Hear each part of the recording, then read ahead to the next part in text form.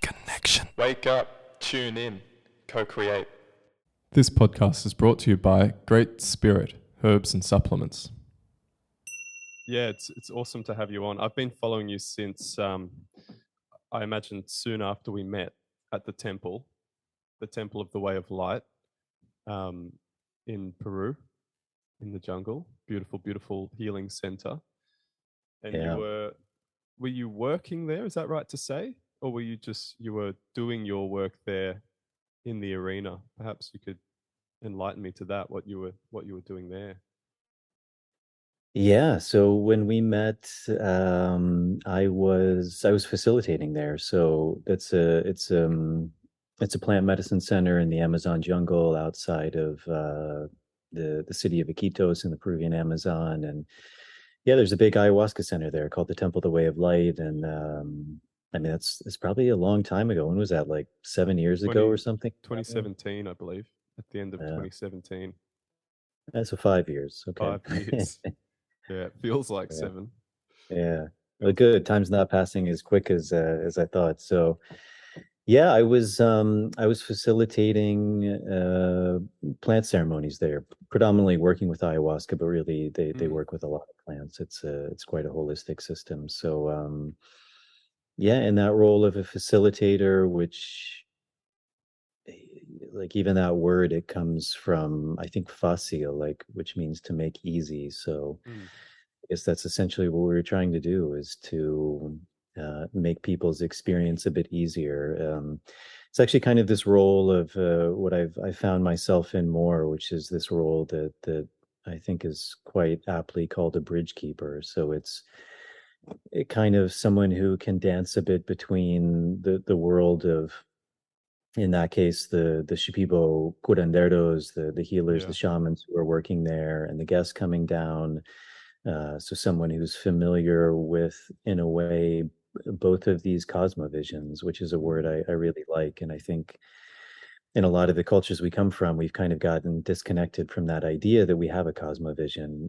I think most people think, and I imagine we'll probably get a bit more into this as the podcast goes on, but I think a lot of people don't realize that they have a cosmovision, that they see the world through a certain lens, and that very much is the lens, or in like Vedic terms, the Maya that we see the world through. Yeah. And so for people who come down understanding the cosmovision of how they see the world, understanding the cosmovision of this Shipibo to some degree, and really being able to bridge that. So that was, yeah, as you said, that was the role I was in. Beautiful. And that's a beautiful term. I actually became familiar with it just by watching your clips over the last couple of months, and probably quite a bit longer, actually. And yeah, it's a very important concept for people to be exposed to, for sure. I think we all understand it in some level, but for those on the path, it's very helpful, yeah, to put words to the condition of the paradigm that we're in, for sure. Help navigate it, especially us Western kids with the rational, the over rational approach. So I really want to kind of delve in and around your work for a little while, and then I want to talk about like the broader world stuff, because that's the reason why I've been interested in keeping my eyes on you, actually, because I've noticed very early on that you were awake, and we could definitely say that we're in our own cosmovisions, and we don't need to be correct about everything. So I'm not saying you're correct or I'm correct, but I resonated with the way that you were sharing information and with the perspective that it seemed that you held. And leaning into that concept of cosmovision, I think it's very interesting to have a conversation about, and I'd love to hear what you think about this. Why is it that some people are unable to approach these ideas, whereas others are very much more easily able to lean into them? I've noticed I was very shocked and surprised by the amount of people that trusted the government, for example, over the last couple of years, and trusted the pharmaceutical companies and just dove straight in and gave all their power away, where I thought that they would have been people that would be questioning, standing up, and yeah, it's quite a lot less than what I thought. How about you? I'd like to know, in your sphere, in plant medicine realms, um, I'm sure you've been coming into contact with a lot of very beautiful, high conscious people. Did you have that same experience? Were you quite shocked when things kind of kicked off around who and who didn't present themselves as aware? Yeah, I mean, like you said, that word is very interesting too. I mean, I'm coming to you from New York City right now, which is one of the places where even this ideology that is often referred to as like being woke, is one of the places where it really started.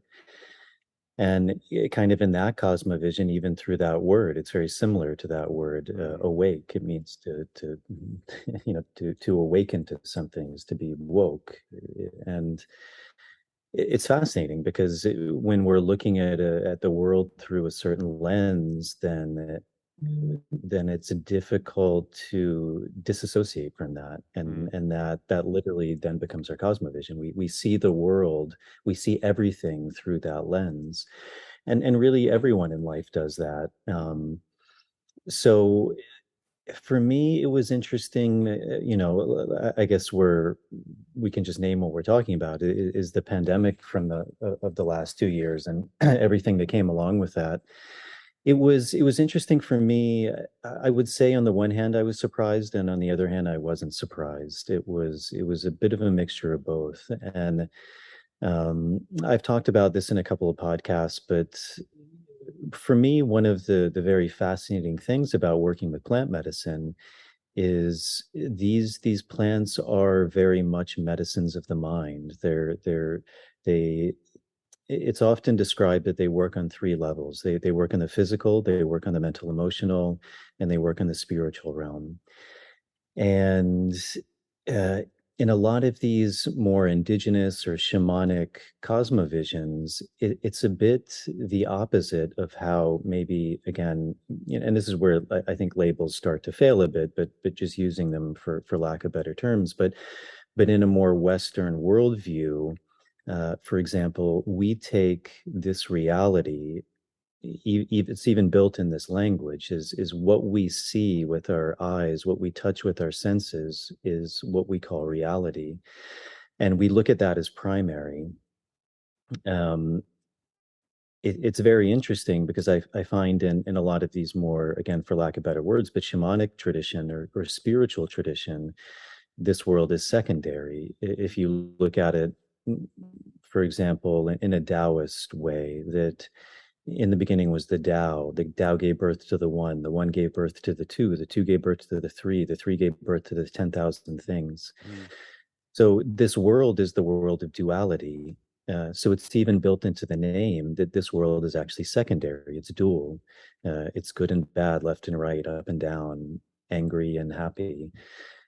So from that spiritual shamanic point of view, this world is secondary. And there's a group of people who they live in the Peruvian and the Colombian Amazon, the Witoto and the Bora people. And they have a beautiful creation story. And without going into too much detail, just to put it like in one sentence, they say that God dreamt the earth into creation. And part of the reason that plants are there is so that we as humans can dream like God dreamt the world into creation. And so from that point of view, the dream is primary. And from that, all of the duality arises. And so the reason I bring that up is because these plants, they can work on these three levels. Many people work with plants to cure something physical. They may come with some ailment, digestive disorders, cancer, heart disease. The list can go on. It's as big as there are infirmities. A lot of people come to work on the mental emotional level. So things like depression, anxiety, sadness, breakups, things that are really affecting the mind. and there's this level of spirit, which I think in the cultures we come from, we're a bit disconnected to what that means. But from that story I told, it means that which is primary, which in a sense is who we are, where we come from. And from that worldview, a lot of our suffering arises because we've forgotten that. We've become disconnected to that. So going back to your question, a lot of the people that I found who represent the voices in this plant medicine community are often Western people who see the world through a certain cosmovision. And even though they work with plants, their worldview is very much coming from that Western cosmovision. And so it's very difficult to see the world outside of that. I mean, you can really argue it's impossible to, because that's all you know. You can't know what you don't know. And it's been very fascinating for me, and I feel very fortunate in a way. I mean, it's been a lot of work, but um, I've been quite fortunate in a way to have worked with a lot of people, and I think that's very rare. There's not a lot of people in this world who've worked with just the volume of people that myself and a number of other colleagues have. And it's something that I've really seen, and it was apparent to me in the beginning of my journey, and then through working with so many people, is that if I had to boil down where suffering in humanity originates from, it would go back to this idea of we've forgotten who we are and where we came from. And the way that that's manifested, the root emotion or the root state is fear, because we've become separated. That's also that dualistic worldview is we've become separate, we've become detached. From a Christian point of view, we've fallen from Eden. And that fear is very strong, and from that fear it gives rise to all of what I would refer to as the negative states of human being, the anger, the suffering, the jealousy, the envy, the lust, the greed, the covetousness, all of these things that we know keep us from a state of wholeness, from a state of love. And that's what everyone is dealing with. Everyone who comes to drink plant medicine, everyone who doesn't come to drink plant medicine is under the influence of one or any number of those states. And the root of that is fear. But it was fascinating to me because very few people as guests that I noticed were actually in touch with that. They weren't able to really go to the root and see the grip of the fear that they were under, because it's usually not manifested in the fear itself. It's manifested as any number of the layers, any number of the externalities that manifests as. So something like anger, its root is also fear, because what we're angry at is something that's attacking our sense of self. Yeah. And so we respond out of anger because it's a threat to the self. It's Yeah. a protection mechanism. Yeah. So for me, that fear was very apparent. And so kind of circling back to your original question, was it surprising to me or not? As I said, it wasn't. It was because I understood that root of fear and how powerful that is. And so everything that happened in the last few years to me was just a demonstration of something I had been seeing for a long time. It was just fear being played out on a global scale. Yeah. All of the things that came from that were just natural responses that humans do out of fear. But again, I think a lot of people, they can't see it because, again, they can't see it in themselves. They don't know that fear is there. So the natural coping mechanisms just come out. Also answering your question, I was a little bit surprised in the response, and it's a very loose term, but I guess you could call it the plant medicine community, with how much they were indoctrinated in that same worldview. Even with all of the work that people have apparently done, they still haven't begun to touch at the root of that within themselves. And so I guess on the one hand, I was a little surprised because I would have expected a bit more people being able to see that, being able to see through that veil, being able to see through that Maya. And again, on the other hand, I wasn't, because I'm also surrounded by these people, and I've seen how they view the world, and little things that come out here and there that are signs of how someone looks at the world. What is their cosmovision? And also, I think that's the sign of a good doctor, of a good plant person, is to be able to diagnose, to be able to recognize patterns, to be able to pick up on these cues, because that gives you insight into who someone is. And from my experience, again, I had seen that fear was there, and so ultimately it wasn't so surprising. I guess the more altruistic part in me was hoping for a better response, but ultimately not surprised, because in a way it's the work I do. Yeah, cool. Very interesting. Well explained. Yeah, I in just to bounce off what you said about like God dreaming, essentially, that's how I view reality, because I was gifted a very beautiful, clear view when I was in my early 20s through a mushroom experience, where I learned that I was a smaller body of a larger body, and that we're simply one consciousness experiencing itself through subjective points of attention. And that really kicked off my spiritual journey. And it's just been an interesting and fun process since then of coming home, but just also learning just to play and be happy as an avatar, as an ego, and as a person, and learning more and more to actually bring that dreaming state into this reality and live a dream, And so to bounce off what you said, what I'm starting to feel is that, like, unless there is some kind of actual Satan experiment going on, like the Christian kind of believe, that there is some entity that is working to disconnect us from source consciousness intentionally, it just seems that everyone's actually consenting to this process, and they're in a sense kind of like buying a ticket to the mainstream show. Just like, a lot of people in culture enjoy pop music or the Hollywood film or whatever it is. People like yourself and I may not want to partake in that as much as the majority of the people, but it's like they're lining up for the main event, if you will. Whereas we're like, oh, I think we're going to try survivalist and go on the outs, go for a bit more of an interesting and difficult, challenging experience, But I really do feel that's what's happening. It's, not as serious as everyone likes to make it out all the time. I think we're just in a dance, in a play, and getting lost in it, and having that fear experience is part of it. As you said, the duality to keep us going and having a hell of a time, literally, for some people.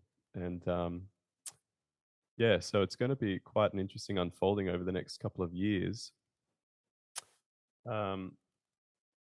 Where do you see your work and your dreaming in your life? Do you feel like the last couple of years has been an acceleration for you in terms of coming into tune with your own true nature as spirit, and learning more to dream and to create a vision for your own reality and how you want to participate? Yeah, I think certainly the journey that I've been on has been pretty unexpected. I originally I started working with plants through my own interest, just a deep curiosity, a feeling of a connection, of even down to what I ingested in my body, which is, for most of us, is predominantly plants. Or if we're eating meat, we're eating the meat of an animal that eats plants. So the fuel that we use even in our cars is, it's fossil fuel. It's fossilized plants that have been condensed down, and it's this incredibly rich, potent power. And so I think there was some connection, and I had always had a deep interest in spirituality and religion and martial arts, But that eventually led me down to the Peruvian Amazon, where I was working with ayahuasca, and then I started doing a lot of work with tobacco and dieting different trees. Um, but it was never, I never expected that that would be my work. It was just my own personal journey. Mm. And I often use the analogy of like, I love jujitsu, which is a martial art. Um, and I think it's similar, like the great jujitsu coaches that I know, I don't think they ever started out like I'm going to be a jujitsu coach one day.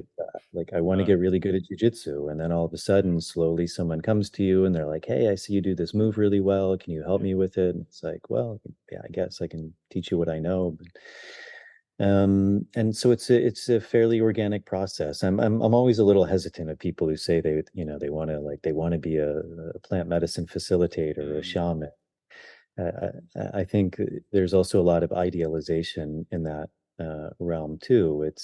Absolutely. Um, it's very hard work, and it's not all rainbows and unicorns. I mean, you're dealing with massive trauma. You're dealing with shit and vomit and people's, all of their anger and their fear and Mm. their lust. All of And these the things. drama as well, like because they bring the Drama, drama absolutely. with them. Yeah. Yeah. And that's just in the physical reality, Mm. then you're beginning to dance in that dream world, which is a whole nother thing. And any fears or shortcomings that we have in this world are only going to be amplified in that world. So Mm. it takes a tremendously strong person, a dedicated person, someone who's just really solid in themselves and willing to go to these places that many people may not be comfortable with for good reason. Yeah. I don't think most people are meant to do this work. It's like most jobs, they're quite specialized in a way. Um, so yeah, it's kind of something that began to happen. I serendipitously was offered a position as a facilitator at the center we were talking about, and then through a process of dieting, I was really called to begin to share that work.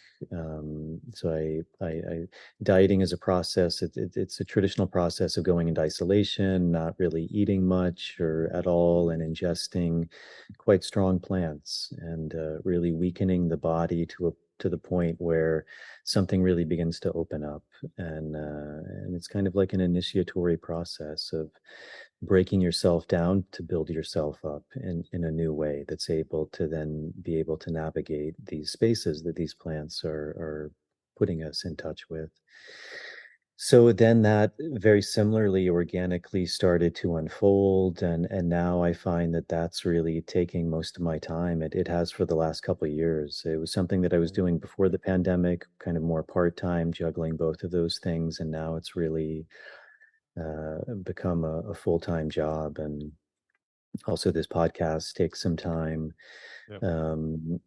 But also the more I do it, the more people are coming, and we're also I work with a lady. I also really saw a real value of that, which is having this masculine and feminine force, which I think is something that in these times we've either forgotten or we don't like to acknowledge the reality of that men and women are different. And Mm. I think it's super important to name that because they Absolutely. are. That's part of my There's work. no, Yeah. yeah. And that's the beauty of life is that duality. Like we can't exist without those two forces, and they're Mm. opposing and opposite and complementary and beautiful. Um, and and so yeah, I started working with a woman who's a very good friend, and I have a lot of respect for, and yeah, so that's where a lot of my work has been. And again, I think as I mentioned, also really this role of bridge keeping. And it's something that in the beginning I was mainly working in Peru, working with Amazonian plants, working very much in the lineage that I was trained from.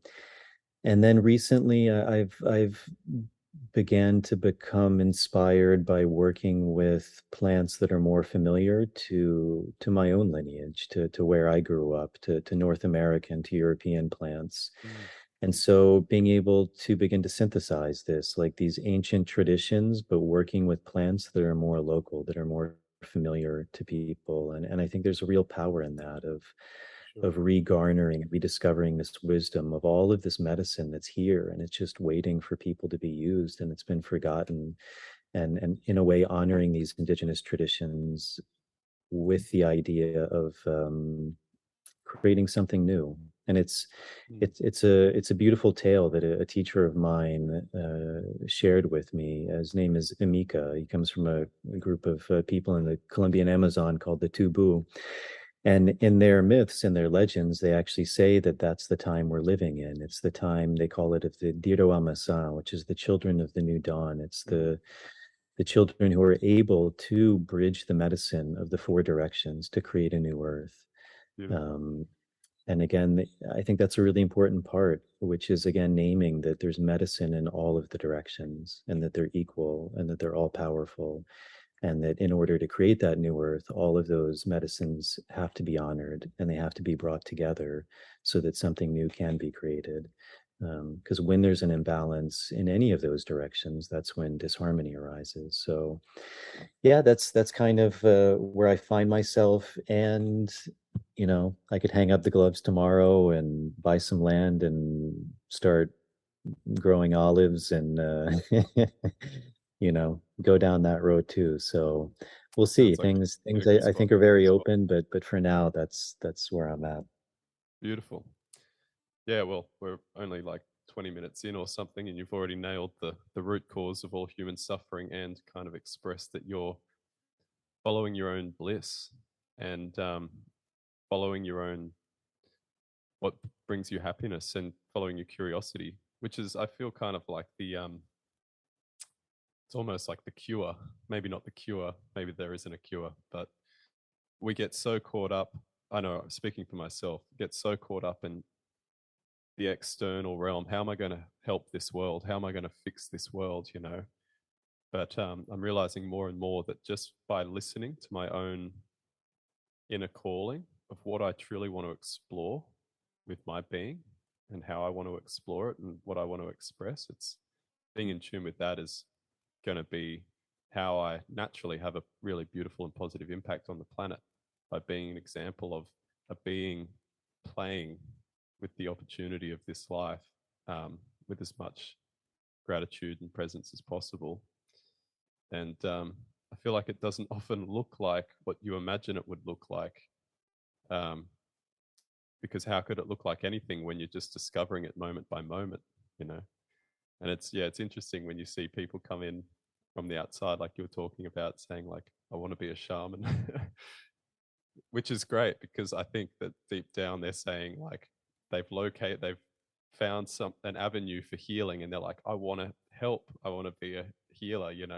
Um, but perhaps slightly off the center of their own mandala experience. They're just outside of themselves, perhaps a little bit, perhaps not. But yeah, it's a tricky balance. I really feel like my mantra is becoming like, what a beautiful time to be alive. And I'm truly excited. I don't doubt that there's going to be a lot more suffering. Naturally, that's the situation we're in. But I can really see and feel people starting to the magnetism that calls people into that center place feels like it's being turned on to a higher degree, or I can just see my sphere. Although I'm in a very beautiful place in the Northern Rivers in New South Wales in Australia. I'm not sure if you're familiar with the area, but it is it's a very powerful place. It's a very powerful place. It has a very powerful history. Terence McKenna visited here when he was in his prime, and he said of the land and of the people that were working with the plants in the land that was one of the most powerful vortexes that he's been in on the planet. And you can feel that that's true because of the culture and the strength of spirit around here. It's incredible. And now I kind of work with a few people in medicine circles around here, who have come from Ecuador and Central and Northern America, bringing their medicines and traditions and sharing and teaching people here. And we're constantly getting word of more people coming down from the Americas visiting because they have the strong feeling that this area is going to be an important activation in the consciousness over the next couple of years. And I truly believe that they're correct because I can feel it. I feel if I was living in New York, I would kind of dwindle away and die.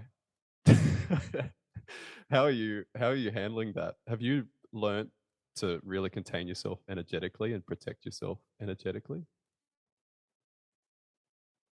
I have, and I think that's it's a different path for every person. Some people are more open and sensitive in that way. Some people know they are. Some people don't realize they are. Some people are conscious of it. They work to solidify themselves or clean themselves, protect themselves, build, work upon that strength. So, yeah, you know, that's it's part of.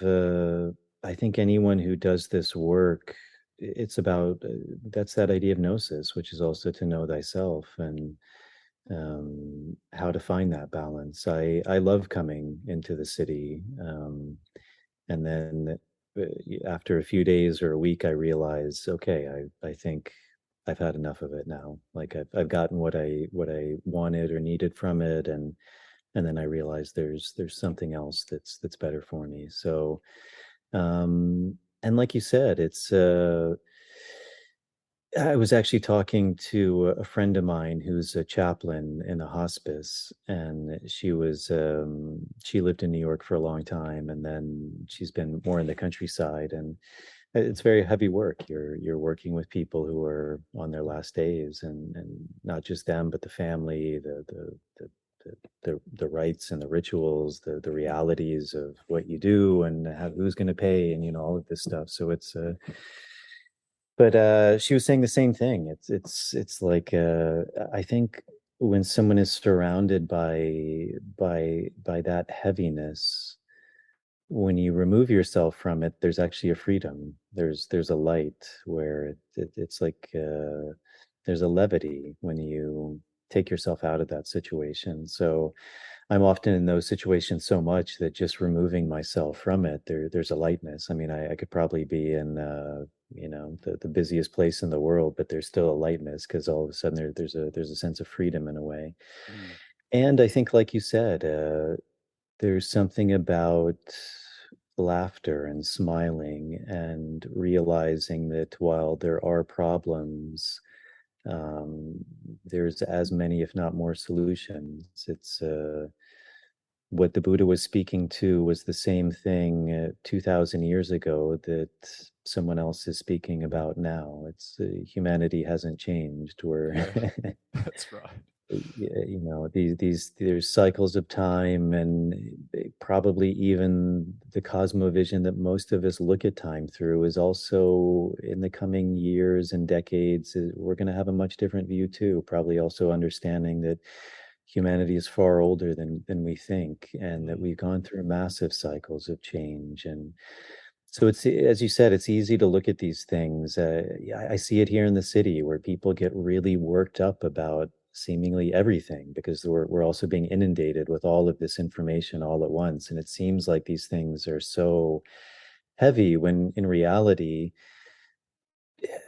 we're not really seeing that the innumerable goodness that's happening every second across the world, because that's not rooted in fear, and so it doesn't have that same energy of feeding and being driven into people and being used to control in the same way that the pandemic was.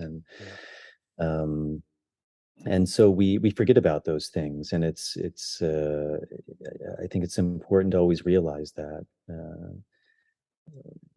Like, for example, even the climate, and whatever you think about that, whether you think it's tragic or it's made up or whatever people's views are,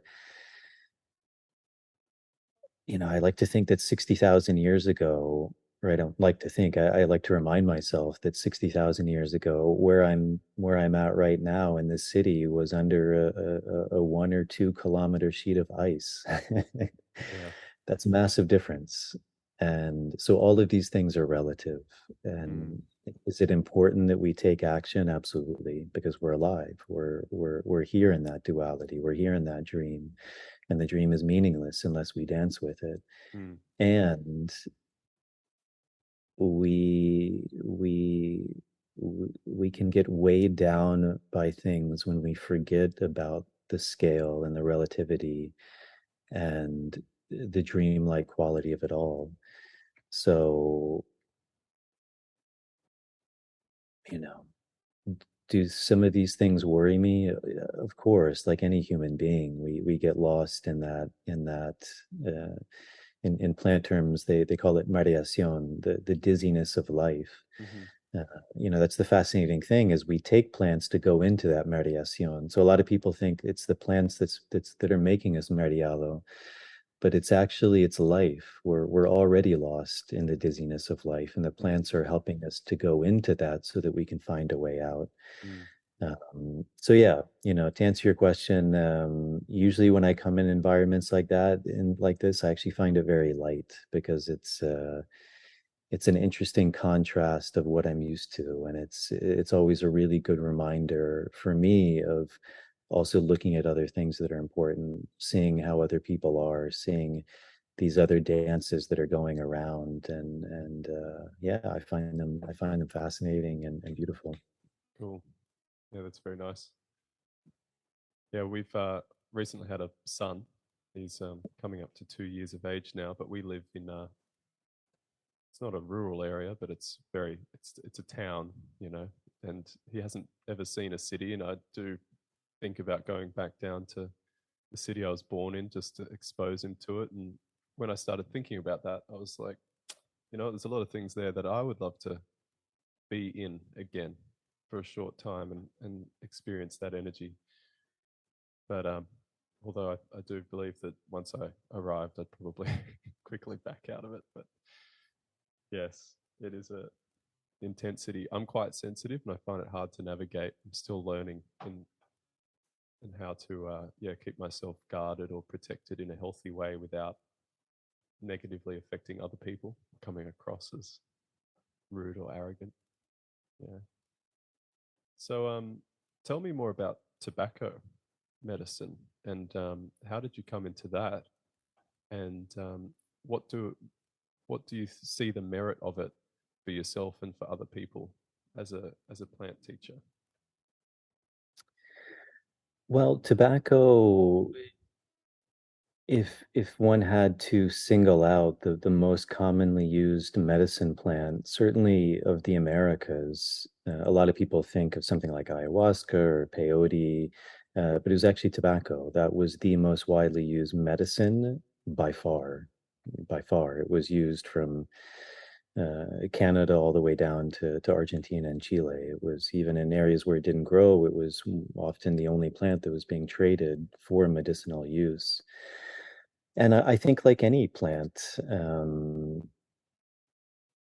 yeah, I think it's still today the third most widely grown plant in the world behind wheat and potatoes. And I think in a similar way, you can look at it, even like something like wheat and potatoes, which have become very far removed from their original source. Mm. You know, how many people are gluten intolerant now? How many people realize like maybe it's not the best thing? And is it that wheat is bad or what's been created is bad? Yeah. uh, wheat it's become so hybridized that without pesticides and herbicides and fertilizers, most of it can't grow. It just dies. So it's become very far removed from what it once was. And I think it's very similar with tobacco. I mean, even it's amazing. Sometimes I hear like seemingly respectable doctors and medical people using the words tobacco and cigarettes Interchangeably. synonymously. Yeah. Yeah, and not even realizing that they're doing that because for Mm. them, they think it's the same thing. I mean, most people don't even realize that tobacco is a plant. It's green, it has white, pink flowers. It's beautiful. Um, in the same way that a lot of that disconnect comes from the cosmovision we're living in. That people, a lot of children, you ask them where an apple comes from, and they don't know. They don't know that it grows in a tree. They don't know how that tree grows out of the ground. That's how far the disconnect It's mind is. blowing. So tobacco traditionally was viewed as a medicine, and not only a medicine, but a medicine of the highest order. It was considered what could some people may call as a master plant, and these are plants that are teachers. That's where that word master comes from. It's often like planta maestra, so it's a teacher plant. So is that when there is like a distinct like relationship between a spirit like and a communication that's happening between the entities, the plants? Yeah, I think that's a good way of looking at it. It's a plant that allows us to, one could say, to access spirit. Mm-hmm. So it's working on those three levels. It can work on the physical level, it can heal Right. us on the physical level. It's working on our mental emotional state. So often, for example, on the physical level, tobacco, it can be a really strong purgative. It cleans the blood, the intestines. Mm. Um, it strengthens the system. It's good for the lungs. It's interestingly good for the heart. On a mental emotional level, when a lot of people work with tobacco, they would describe something like an internal strength, a clarity, an ability to see the world, a Mm. groundedness. And in the realm of spirit, it begins to open us to a communication with, again, depending on our cosmovision, God, the divine, higher intelligence, our higher self, our unconscious. And it often does that through the dream space. It's very much a dreaming plant. Mm. And in like for example, this guy who I mentioned earlier, Amika, who comes from the Colombian Amazon, they have this beautiful creation where this story, which again, like eons ago, humanity was suffering, and this like higher consciousness heard the call of the suffering of humanity. And interestingly, like in many cultures, they say this consciousness originated in the star system Sirius, Mm-hmm. and that they transcended the 12 dimensions of time and space, um, with this or through this primordial anaconda canoe. So that there's a lot of symbology in these numbers and these dimensions and the anaconda, a lot of these things. I won't go too much into that, but in this primordial anaconda canoe, they brought all of these medicines, and these medicines, they brought them to help humanity heal. And again, they realized that they were suffering because they had forgotten who they were and where they came from. Mm. And the first plant in that canoe was tobacco. And so often, Mm. sometimes you hear tobacco referred to as the grandfather plant. It's the plant that's often considered the first, the primordial plant, the plant that gave life to the other plants. It's the base. And then as you go down that canoe, you begin to go into the other teacher plants, things like mushrooms, wachuma, um, things like toei, ayahuasca. But the first plant was tobacco, and so also there's often this symbology that all of the other plants feed off of the spirit of tobacco. So even when working with other plants, often you would still work with tobacco to garner a connection with them. Mm. So yeah, in that way, tobacco is considered one of these kind of handful of master plants, and it can be worked with by itself. It can be worked with in conjunction with other plants to deepen that connection. And it was a plant that I had always felt really called to. I mean, interestingly, my father smoked and I hated it. I couldn't stand it. It was like the worst thing for me. Um, but then as I got older, it was also quite interesting because my grandparents' home, which for me was the place that felt like the most home, it used to be a tobacco field. Um, in some of my early travels, I would go to places, and when I would go into these like tobacco barns or tobacco cigar factories, there was something intoxicating for me about it. When I was younger, I was a Boy Scout, I was an Eagle Scout. I was very interested in North Native American traditions. So also growing up, I was always so curious, like why these people had this reverence for tobacco. Because again, to me, tobacco was cigarettes, and cigarettes I hated because I had to smell them, and Mm. so there was a seed there, I think, in a lot of different ways. And then when I came to the Amazon and I realized you could diet with these plants, somehow tobacco really called to me. And serendipitously, I didn't diet that plant with the Shipibo. And in retrospect, I'm glad that that happened, because that's what led me to meeting the guy who I ended up studying with, who was a tabacero, someone who specialized in tobacco. And then I'd done a number of diets, Shipibo diets, prior to that, but then that first tobacco diet, something really shifted. It also was very much my first, I would say, initiation. It brought me very close to death. But when I emerged from that, I knew something had shifted. I couldn't necessarily put my finger on it, but I felt something very deeply had shifted in me. And then that led me to, after a period of recovery and regarnering my strength, to start to go back into that. And and yeah, then that eventually led to me starting to work with it as well. Cool. So do you take people quite deep on their journey when you introduce them to these plants, or are you working more in like the education and just raising awareness around how it can be used? It's the main work that we do is running dietas, so taking people experientially into the world of these plants. So usually we're working with people between 7 and 14 days for one dieta, drinking quite strong medicine every night.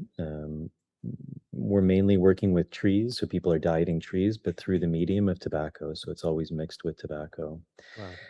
and allowing them to experience essentially that gnosis, that insight into themselves, which is what I think is quite fascinating about that plant work. Is it's not really about me, other than the fact that I'm holding that space. I'm only able to do that if I've done that work myself. Absolutely. Yeah. But that once that container is set and opened, it's really the person learning directly from the plant and from Yeah. themselves. And that's very powerful, because it's not something then that's dependent on any authority. And On the even cosmovisions going trying back, to interact. Yeah. yeah, yeah. And going back to what we were talking about earlier, I mean, that's a big reason, like we were talking about the pandemic, through that medium of fear, that people are so willing to go against things that in any other situation they wouldn't accept. Mm. Most people, if you told them you have to show papers to get food, they would be like, well, that's Nazi Germany. But all of a sudden, when it happens, no, that it's righteous. And if you don't do that, then we can throw you in a concentration camp. And we're right, we're justified. There's a very famous story of the same thing happened in the gulags in the Soviet Union, where Stalin killed anywhere, some people say 20, 50 million people. And we don't really talk about that for a lot of reasons. I think a lot because even in the countries we come from, a lot of that ideology has been infiltrated into our educational system, Yeah. into our indoctrination, our worldview. And in those gulags, it was the same thing. I mean, the people who threw those people in were doing it because they were on the right side of history. Yeah. They were the righteous ones. They were the Yeah. ones who knew what was better for everyone else. And if you didn't agree with that narrative, you were evil, and you had the right then to ultimately disappear people, to murder people.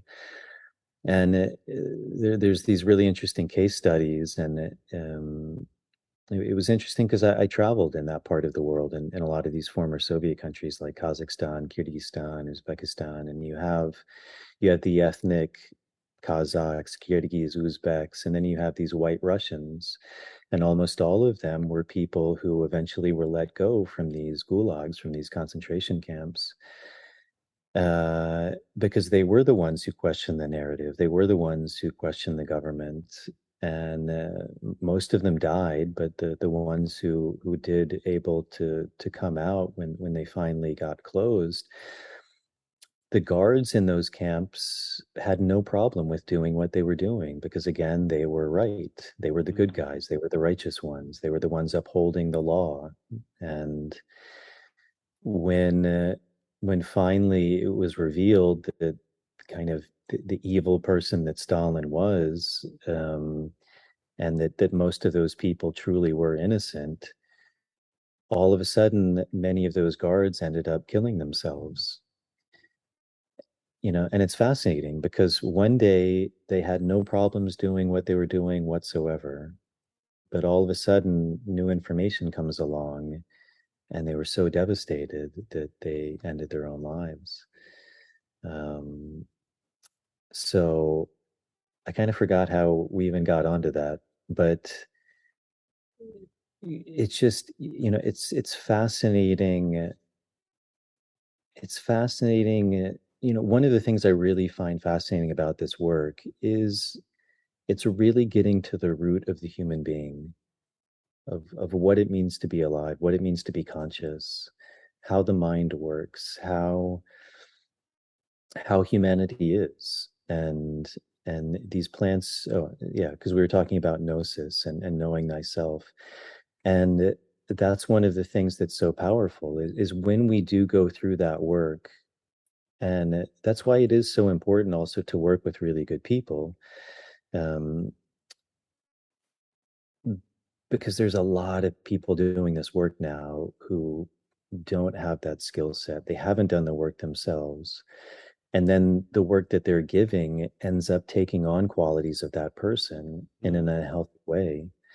It's like when you're growing a plant, you want it to grow straight. You want it to grow towards the light, towards God, towards heaven, alignment. And if you're working in a way where anything is out of that, that's the direction that tree is going to start to grow towards. But when it's held in a beautiful way, I think one of the beautiful things about this plant work is there's no intermediary in between. There's no pope, there's no government that you have to trust what they say because they know. There's no king. And it's a fascinating thing because throughout history, again, from that place of fear, humans like to entrust themselves to a higher authority.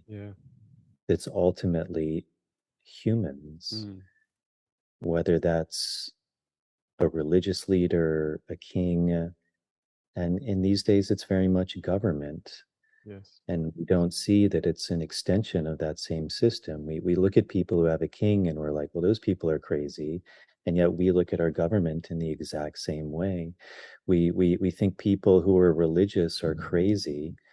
And yet many people, especially I look around like a city like this in New York, most people here are highly, highly religious.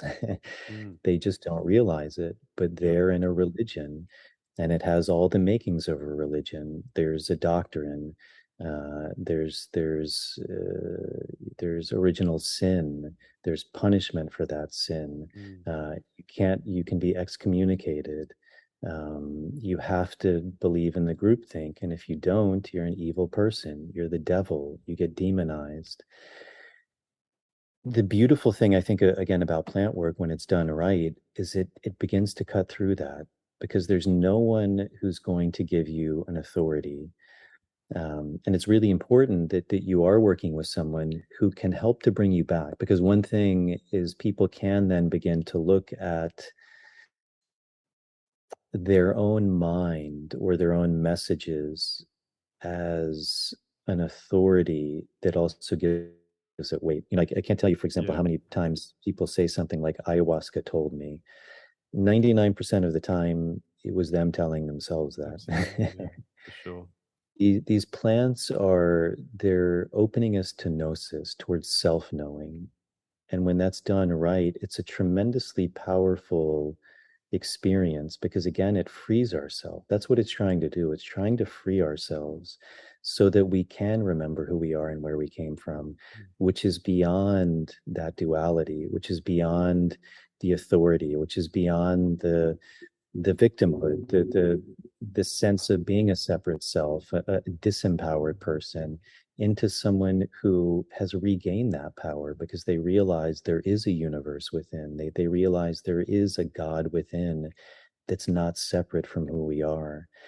And it's a hell of a scary journey. And that's why not so many people are willing to take it.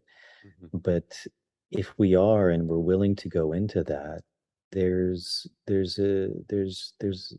a tremendous beauty that's waiting for us, and it's beyond all of these things that we're talking about, all of these things in the world of form.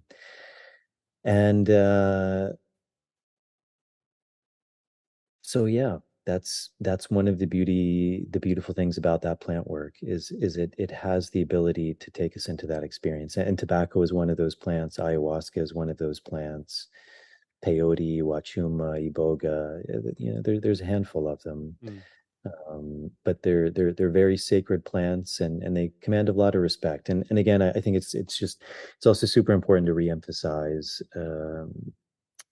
It's like going into open heart surgery, and if you're going to go into open heart surgery, you want to make damn sure you have a surgeon, and that the surgeon didn't just get their degree online. Yeah, That they absolutely. have years of experience, that they worked on people, that they have steady hands, that they know the human body, they know the inner workings, they know how to clean their tools, they know where to cut, how to cut, when to cut, Mm. how to sew things back up, how to heal the wound, how to dress it, how to change your clothes, how to put you back on the right path. All of those things are super important, because the heart is it's a beautiful thing, and these plants ultimately are working in the heart, and so to do it well. Absolutely. Do you feel like there,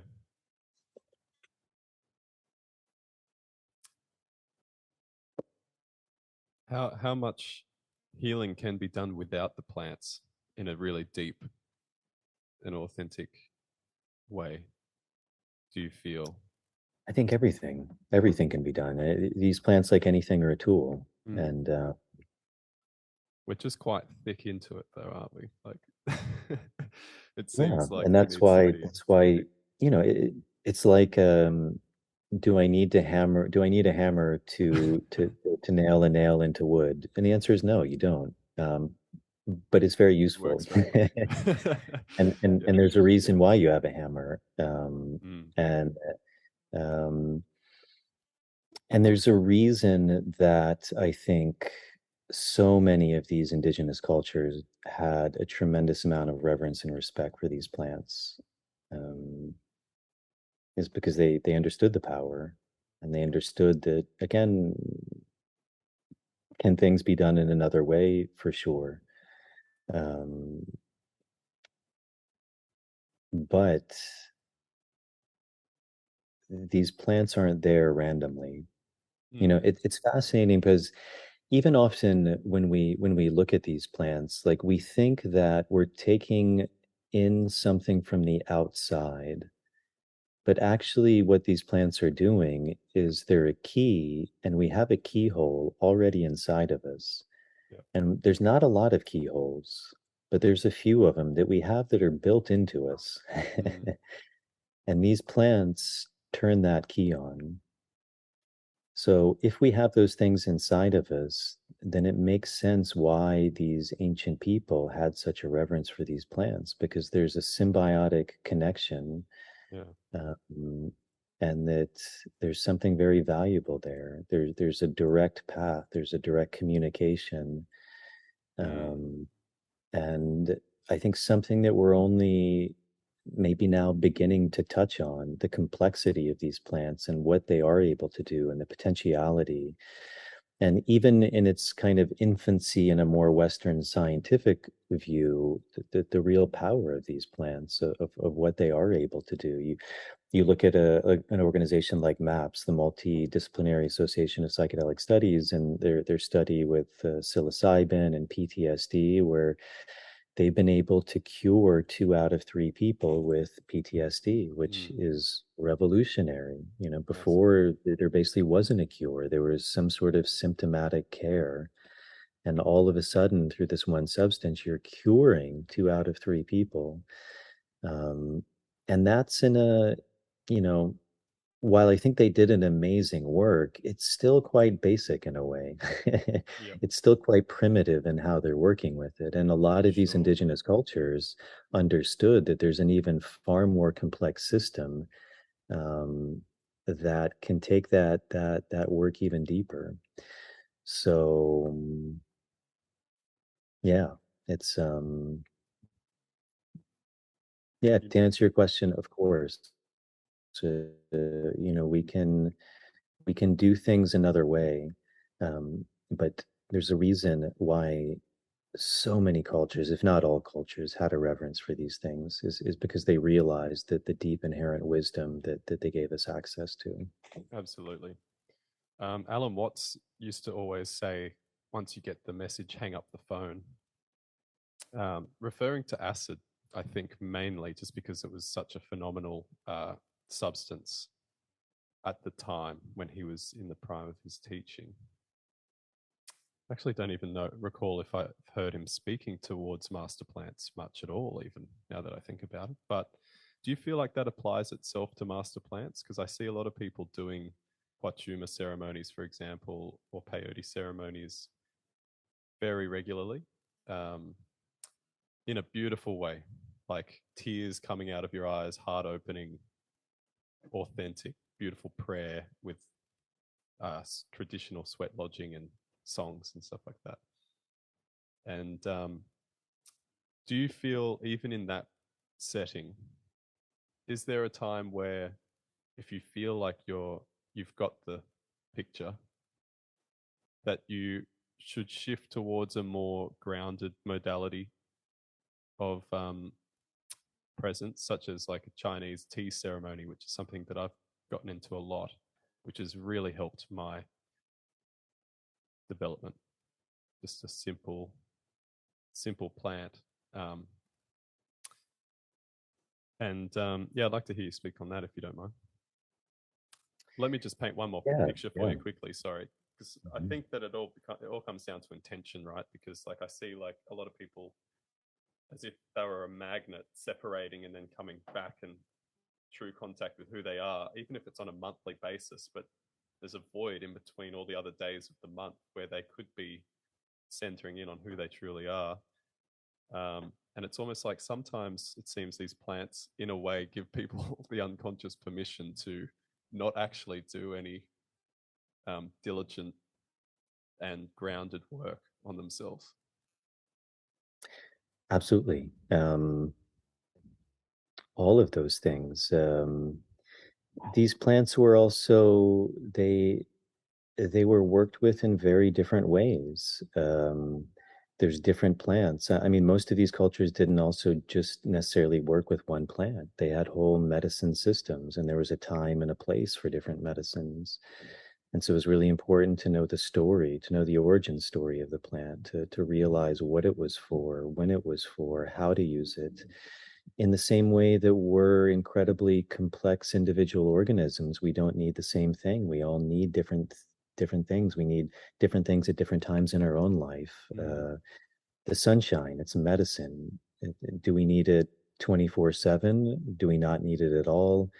The answer is somewhere in the middle. There's a time where you really need sunshine. There's also a time where you need to get out of the sun. Yeah. Also, as you said, it's are people really learning, or are they integrating what they learned? I mean, that's where kind of going back to the beginning of this idea of, was I surprised during the pandemic? And a big answer was, a big part of that was no. Was a lot of the people who I saw in this work who seemed to have ceremonies or experiences where they would talk about love and light and not judging people. It was really fascinating, for example, when Donald Trump got elected, because all of these people who talked about love and light all of a sudden uh, Yeah. were demonizing him and hating I him. saw They Tara hated him Brach because they and thought he hated other people. yeah, how funny. I remember seeing Jack Cornfield and Tara Brach do like a video conference thing, and I was like, what are you guys doing? Like, did you completely forget for a moment like who you are, what you're doing? Pretty funny. Yeah. And so it is. It's one thing to understand something, to have an experience of something. It's another to really integrate that, to really live it, to operate that from the heart. And so there's a lot of people in this world, in this work, in this world, who can say really nice things, but they're not living it. Yep. And again, I think that comes from not working with these plants correctly. Anyone can take these plants. They're not super complicated to make, or some of them you don't even have to make, like a mushroom, you just pick. Um, and again, there's different contexts for these. Sometimes these plants were worked with in a group ceremonial context, which Yeah. was really to bring people together to heal certain things. You still have remnants of that, like where I live in the Andes. There's a festival called Tecanacui where people hold up grudges every year, and then at the end, there's one day where everyone fights each other. Like literally, they Oh, fist fight each other. yeah, right. And some people look at that as horrific. I think it's actually beautiful because, like anyone who's maybe fought before, you actually realize that fighting brings peace in a very Mm. seemingly paradoxical way. Yeah. Uh, there's a cathartic release, Yeah. and then you come to a point where the tribe or the group then holds you accountable. It's like, Mm. okay, fought, you've released it, now it's over. And if you continue it, then we're going to come together as a tribe and actually blame you because it's over now, it's done. And that's very powerful because most of us hold on to these things. And then it becomes truly toxic, not Yeah, it's only a for poison. ourselves, but for a community. I remember I saw this fascinating documentary with Iboga, and that's a really long process. It's an initiatory process, and it's something that most people will never work with, like even in those communities. And the ones that do, it's an initiatory experience. It can take like 1 month of work, of ceremony, of rites and rituals. And so is that something you're going to do every weekend? Absolutely not. That's just not Yeah. even in the nature of the medicine. But it was fascinating because the reason they were giving this woman the iboga work was, they said, because she was jealous. Mm. And I just remember thinking, like, how fascinating that is. Like, they realized that that jealousy would eventually not only eat her alive, but it would infect the community. Mm. And these are things that we just take for granted. Like, we don't realize Yeah. how, like, insidious, how parasitical these kind of things can be. Can I quickly make a point just for you to be able to expand your answer? Because I think it's very poignant. And you keep touching around it, is the very fact that we don't live in communities in the way that these more connected indigenous people do, and the way that we, like you could say, should be living. um, I feel like that would play a massive role in kind of ironing out all the strangeness around ceremony. And because what you're speaking to right now is like the tribe witness something happening, understand its broader repercussions, and then they initiate a process.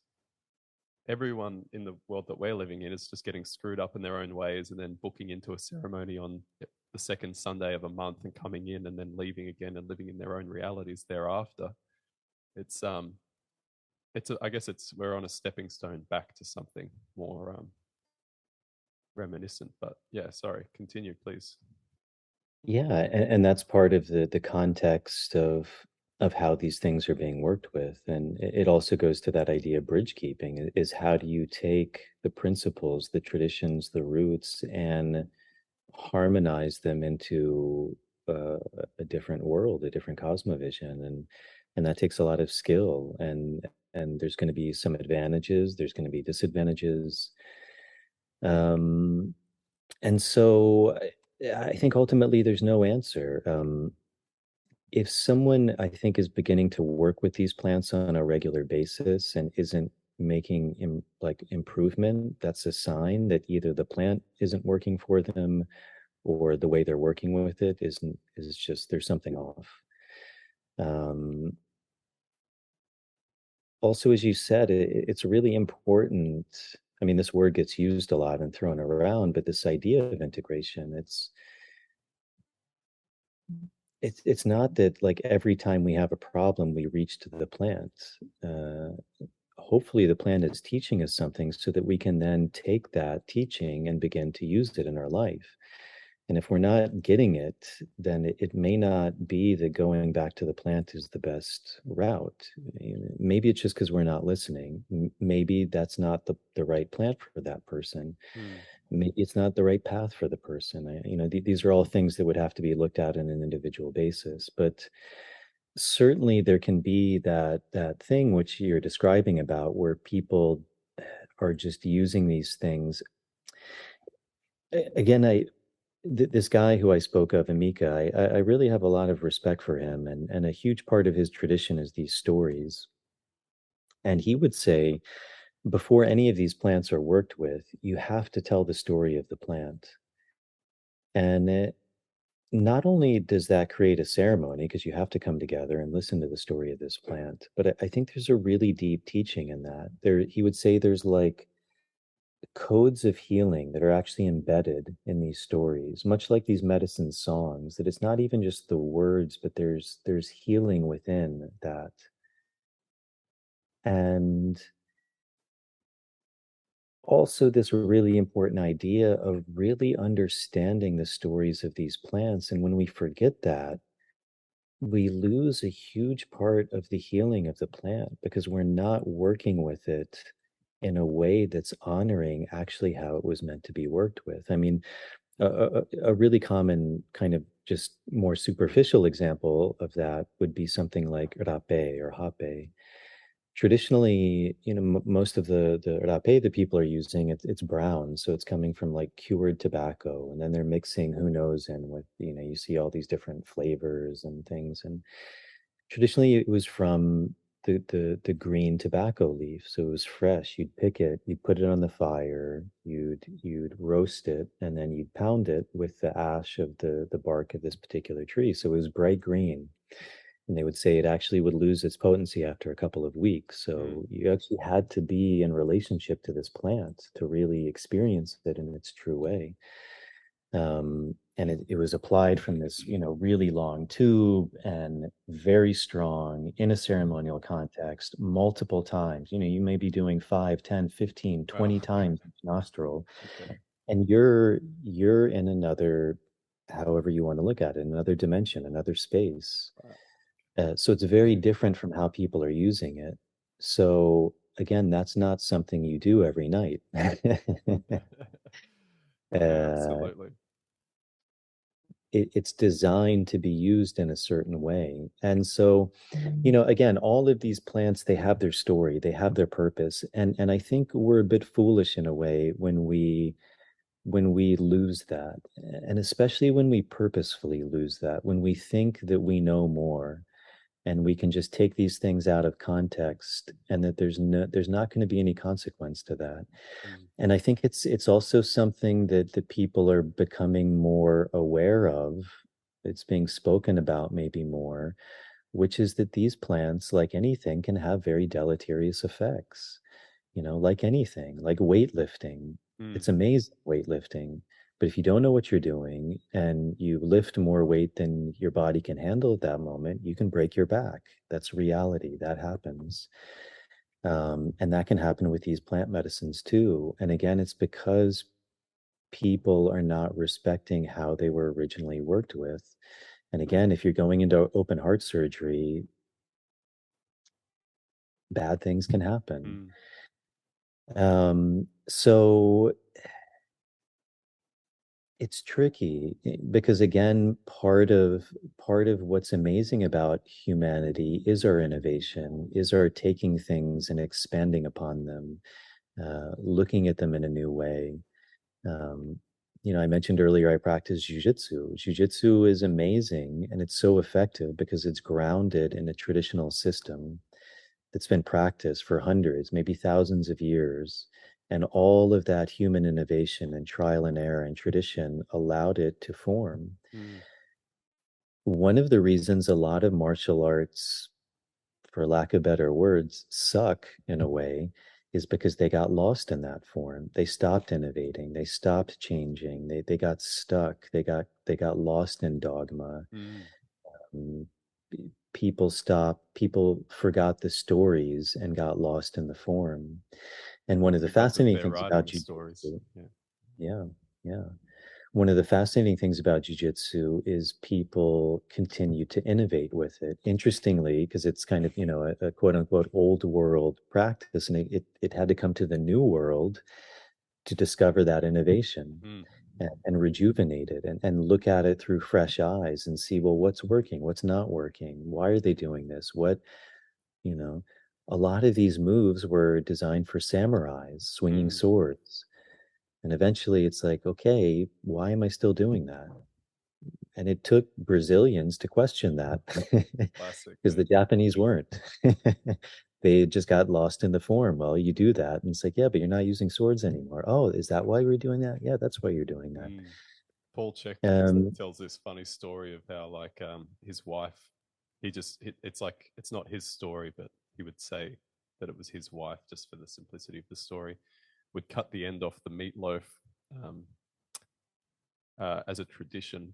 And so, like, whenever the meatloaf was served for dinner, whenever they had a special dinner, the end would already always be cut off. And it took like 20 years for one of the kids to ask, why do you always cut the end off? And the mum was like, I actually don't know.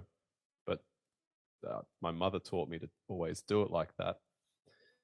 And long story short, they ended up calling the mother, and that mother was taught by her mother again, who happened to still be alive.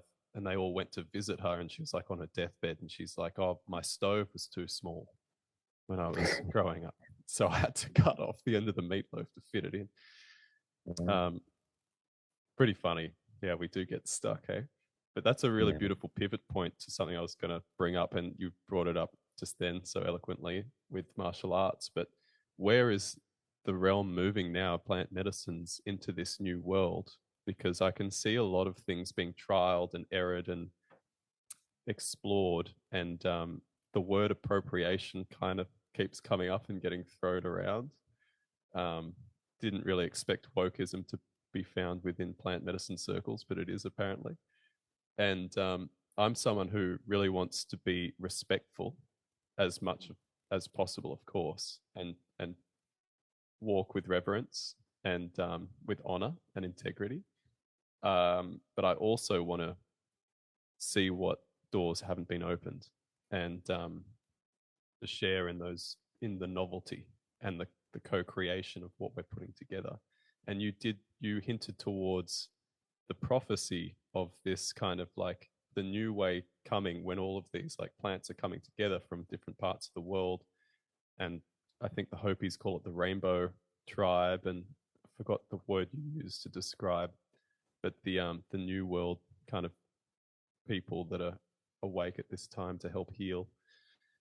Where do you feel like the line is drawn in terms of cultural appropriation, being disrespectful, but also safely navigating new terrains in the way that we operate and serve and participate with plant medicines? Yeah, it's a great question.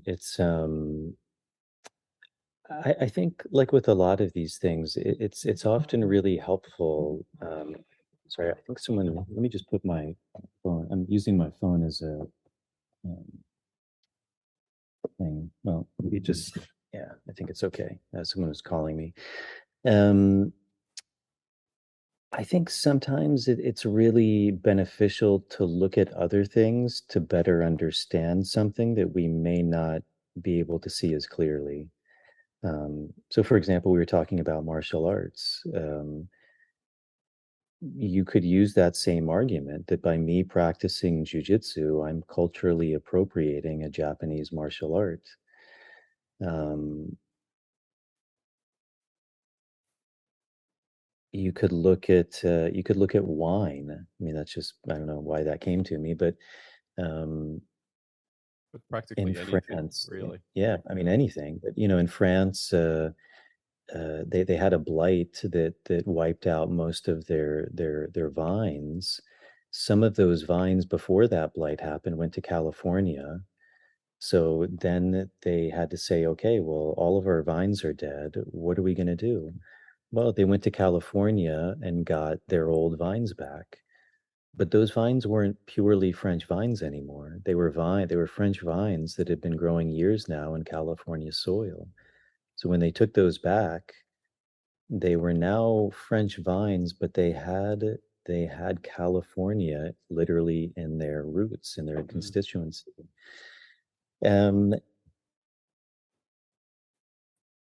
and I think a more, again, I don't necessarily like this word, but in this realm of spirit, there's a singularity. And our mareación, our dizziness, our fear arises when we begin to look at things as separate. Um, and as you said, one of your experiences with mushroom, it allowed you to see that everything is connected. And it's humanity's fear. It's our fear when we see the other as somehow different. Um, a guy who I interviewed, his name is Jeronimo. He's a fascinating guy. He works for, I mentioned MAPS. That's the U.S. organization that's working with like psychedelic studies. There's also its European counterpart, which is called ICEERS. And I think it's the International Center of Ethnobotanical Mm. Research and Science, something like that. But he said it really well. He said something that I had seen that I never put in such, I think, a concise or relevant way. And he said, when the Europeans arrived in the Americas, I think he was, kind of talking about the Amazon because that's where his research was. But he said, when the Europeans arrived in the Americas, they looked at the indigenous people as being too indigenous and they needed to be more European. They were savages and they needed to be more European. Nowadays, it's the same racism, but it's the opposite. Europeans look at the indigenous people and they say, oh my God, they become too European. They need to be more indigenous. Classic. That's that woke mentality. That's Mm. that cultural appropriation mentality. It's actually coming from a place of separation, of not seeing things from a bigger picture. And it's the same thing that they think they're fighting against, but they're so lost in the mareación, they're so lost in the dizziness that they can't see it. And in 50 years, though, that same mentality will be doing the opposite thing. They'll become Yeah. the enslavers again. Yeah. Um, so like all of these things, there's a validity in what people are saying, but it's how do you approach that? And I think ultimately, in its most simple terms, is respect. Mm. That's where my teacher, for example, he's a Peruvian guy. No Peruvians wanted to study with him. Why? Because Peruvians view him as a witch, as a demon. Yeah, that's right. That's quite strong in the culture, isn't it? Like even in Iquitos, people would be referring to the shamans as evil and bad people, and yeah, Yeah. so interesting. So if it wasn't for foreigners coming to learn with him, that tradition would be dead. Wow. So is that cultural appropriation, or is that learning how to pass on that knowledge for the sake of the benefit of Mm. humanity? What are your thoughts The then answer on is quite people? clear. Yeah. Now, again, this is where this idea also that I mentioned of Amika is really important, is if you take that and you forget the story, you forget where it comes from, then that idea of cultural appropriation then begins to have truth, Mm. because you're taking something, you're extracting it without honoring it, without respecting it, whether that's through monetizing it or making it your own. I mean, that's something I really see now in this world of not only psychedelics, but everything is we take something and we make it like our own version. We label it. Yeah. This is Jason's ayahuasca method. Yeah. Um, Funny because you it's know, kind of like what Monsanto are doing, and everyone's so upset about Monsanto taking nature and patenting it. But in a yeah. way, as an individual, taking our corporation, the straw man, and then trying to attach a natural process or pathway into it for recognition or monetization. It's almost the same thing in a way. Absolutely. So, like all of these things, there's truth to them, and like all of these things, when something is taken to the extreme, it becomes the very thing that it's fighting against. Mm. So, ultimately, like all of these things, there's no easy answer, and that there's always going to be nuance. There's always going to be complexity. Um, but at its root, it's like, where is our heart coming from? And if our heart is coming from a good place, then it's good. There actually is a really simple way of looking at it. The Shipibo, who I've done a lot of work with, they have this really beautiful thing, and it's like every time I hear it, it just touches even on a new way. Their word for good is hakun, and on a deeper level, it means truth. So that which is good is that which is true, and on a deeper level, it means that which is life-giving, Mm-hmm. that which contains the creative force is truth. Therefore, it's good. That which is hakunma, which means not good, is that which is not true. It's that which is not life giving. It's that which is dividing, separating. It's perpetuating the mareacion, the dizziness. And I think if we look at things through that lens, things become much more clear. What I'm doing, is it life giving? Is it perpetuating that creative force? There's a reason, even for example, in Christianity, that the beginning is creation. And who created creation? The creator. That creative energy is truth. It's good. Mm. And that which we do, which is in alignment with, which is dancing with, which is flowing with that creative energy, is ultimately good because it's truth. Mm. And that which is opposing that is ultimately furthering the dizziness. It's continuing the separation. And I think, again, we always have to do a bit of a dance, but I think that's a really good principle to hold on to. Oh, And it's like you the know, most important perhaps for these times. I think that's what everyone's looking for without entirely realizing it, how to get on that dance floor, you know? yeah. Yeah, and How do you so feel like you so can describe it? for like the question you asked about the cultural appropriation, is this serving that creative force, Mm. or is it doing something that's dividing that? Um, it's like that was one of the things that really I found fascinating, even during the pandemic, was people who considered themselves plant doctors. Many people wouldn't be around or be of service to people who didn't fit their narrative. For example, being unvaccinated. Mm. They wouldn't see those people. That's divisive. That's not true. It's not life giving. It's bad. And that's how thick that fear is, that indoctrination, that worldview, because the very essence of a doctor is a healer. That's why it's called curandero. Healing comes from wholeness, it comes from integrity. That's why a doctor has to be in such high integrity. And to be whole, we're not divisive. We have to accept everyone. If someone comes to us in need, then we help them.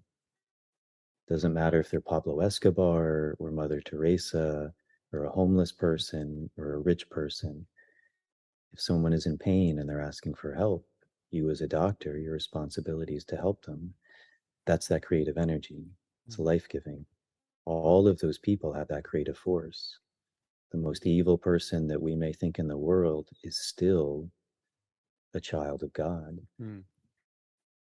And but that's how easy it is to get lost in that dizziness. And the very good healers that I know, they help anyone. And so do in the same way they teach anyone. They teach someone who wants to learn, who has that desire to operate from the heart. Are they looking at their skin color? I don't know, maybe. They might be, like we all do. But in a deep sense, the good ones see, because they're not operating through a divisive quality, where's this person's heart? And ultimately, it doesn't matter what their culture is, what their color of their skin is. Do they have a good heart? Are they serving that life-giving energy?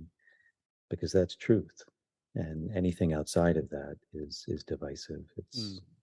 It's untrue. Do you feel like we're moving towards some kind of secondary psychedelic revolution in sorts, but one of higher reverence and respect to lineage and ancestry and to the plants themselves? Ultimately, I don't know. It seems like there's, in a way, there's certainly. I mean, even if I look at my life 10 years ago, no one knew what the hell I was talking about. If I mentioned the word ayahuasca, 98% of the world had no idea what I was talking about. Now, if I use the word ayahuasca, like 50% of the world knows what I'm talking about. 25% have probably taken Yeah, it. it feels like that. So certainly in that way, things are changing. Like we were talking about earlier, in Peru, there was a lot of discrimination against people who did that work, and it's becoming less.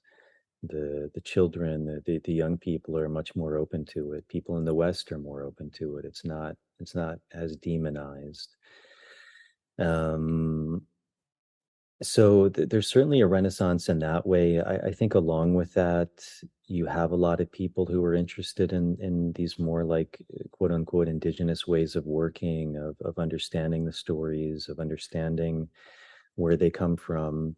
And you have a thread which is just looking of like, how do we take these things and enhance them or market them or extract them, synthesize them, use them. And that's not inherently, again, wrong. It's a different way of looking at things. Much like that psilocybin study with maps, is working with mushrooms in their entirety with someone like Maria Sabina in a cultural context, is that more beneficial? Probably. But is that going to serve everyone in this time? Most likely not. So also, how do you find that balance? And well, which direction does humanity go? These are all, again, complicated things. Do you completely legalize these things, which ultimately I believe is the best path, because that is life-giving. When you demonize something, or when you create something that's artificial, which essentially is what, when you outlaw something that exists, that's out of touch with reality, because again, it's coming in the realm of man, of humans, creating something that literally doesn't exist. That there's some ethereal thing where you're saying you cannot take this, even though it's right there in front of you. It's this bizarre cosmovision. But even if you were to legalize everything, there's going to be massive repercussions from that. People are going to die. People are going to have schizophrenic breaks. Yep. going to be a transition period where it has to be worked through and again danced with, and to find what is the healthiest balance. How do you educate people? Like anything, like firearms, it's the same thing. The more you educate people with that, the safer the world is going to be. It's the same thing with martial arts. If everyone practiced martial arts, the world would be a safer place. You don't believe that, you've never practiced martial arts before. um, so all of these things, everything can go in, so many different directions, and ultimately, I think we don't know, but I do think that the truth always wins out. And so that creative life-giving force will always win out in the end. How exactly that happens and what the path is, ultimately we don't know, but it does seem like things are moving in a good direction. I think the change is, it's going to be rapid in some ways, and then it's going to be slow in other ways. I mean, even for example, in this work, it's moving very rapidly, but it's moving in this clinical psychological realm where probably these plants to be worked with will be in their synthetic form, in a clinical setting with psychologists, with people who have a certain degree, and that's useful. But it's also other than the way these plants were designed to get their maximal effect, because there's a lot in that story that's missing when you work with it in that way as well. Yep, absolutely. I think there's just a massive lesson there, though, isn't it? It's like an unpeeling from a reductionist attitude. And the mainstream's obviously there at the moment, which is why we're treating it in this way. But the lessons learned from slowly realizing that the whole system, which has been developed over many, many years, is perhaps more beneficial. That is a huge lesson in itself in the unraveling of the reductionist paradigm. So, yeah, I see it serving us brilliantly in the future, in the years to come. And I totally agree. I think there's a slow and a fast aspect to it. And I pray it becomes exponential. And I also pray that as little suffering as possible will come through it, because as you said, there will be damage for sure. It's such a radical shift in how we've been operating and consuming. So, and the level of collective trauma and physical ill health in the world is so high that it can't escape us without doing some damage, I think. Yeah. Yeah. And like you said, I think very wisely in the beginning, like, are there other paths? And often the answer is yes. Like, even if someone has that desire to work with plant medicines, everyone's not in a state where they can or should be working with them. Like, that physical health is super important. And you may need to get your physical health in a state where you then can work with plant medicines. And Sure. Because again, it requires a lot. And if you have other things that are more on the surface that need to be dealt with, then we might need to deal with those first. And Absolutely. that's part of our reality too. And so, all of these things, again, like, there's a story, there's a time and a place, and how do we work with these things in that surgical way, like with an individual. And there may be other things that are needed before someone is also ready to do that as well. So that's really important to take those things into consideration as well. Absolutely. I think I can see in people that are doing those ceremonies regularly on a monthly or even bi-monthly basis, but not, as you say, like taking the lessons and learning them and integrating them properly, is quite often just due to their ill health. And unbeknownst to them, their organs aren't functioning properly, their lymphatic system's clogged up, and they're naturally, as a result, unable to take the necessary action of creating new pathways because they just don't have the energy and inspiration, even just at the primal physical level, to be able to do it. And it's quite a situation we're in. The physical health epidemic, I don't have to tell you, you're in America. It's unbelievable. So, there's a lot of clearing and letting go to be done. But we're on the way. Thanks to beautiful people like yourself, just living your life path and allowing it to bless other people. So I really do respect that, and I really look forward to watching you further into the future and with your podcast, The Universe Within, and hopefully to meet you again one day in the realm, and do one of your dietas. That would be a dream come true for me, to sit with someone like yourself and dive deep when the time, if the time and place presents itself. And I'd also love to have you on the podcast again, perhaps down the line a bit. I'm sure that things will develop interestingly over the next couple of months, and even like within 12 months from now. And I'd love to tune in with you and see how you're navigating and how you're operating within the times, and so we can reflect to each other how we're seeing and feeling. Well, likewise, brother. It's a pleasure meeting you, and it's always a pleasure for me seeing people, as you said, really growing and stepping into their path and their power, and creating and contributing to that life-giving energy, which is ultimately not only good, it's essential. That creative force is essential. It's what propels life and evolution. So yeah, it's always really a pleasure for me to see that, and I'm proud of you, and I'm really happy you're doing what you're doing, and I think you're very much part of that revolution and evolution that's happening. And I think sometimes those words get thrown around too much, but there's a gentle and beautiful way that can happen, and I think you're doing your part, and absolutely, man, happy to come back on anytime, and Cool.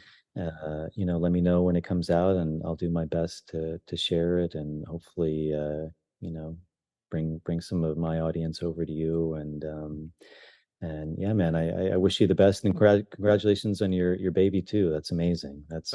Yeah. It's a beautiful thing. So yeah, Oh, I'm it's sure you're the making a most wonderful beautiful thing. father. Yeah. Thank you. Yeah, I am, and it's a blessing to be able to be a good father.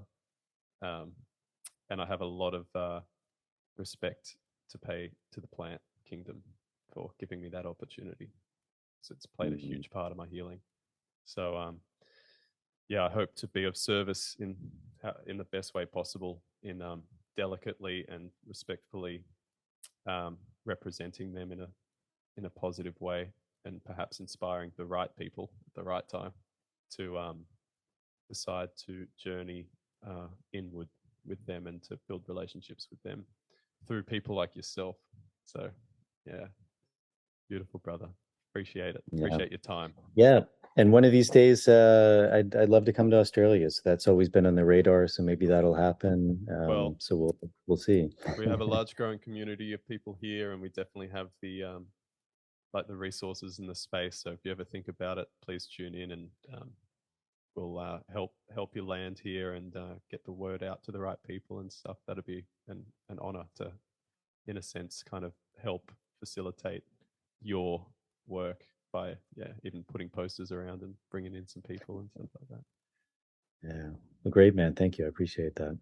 No worries. Well, it's been a pleasure. Thank you for having me on, and yeah, really keep up the good work, and we'll keep in touch, and keep doing what you're doing. Beautiful. Thanks, mate.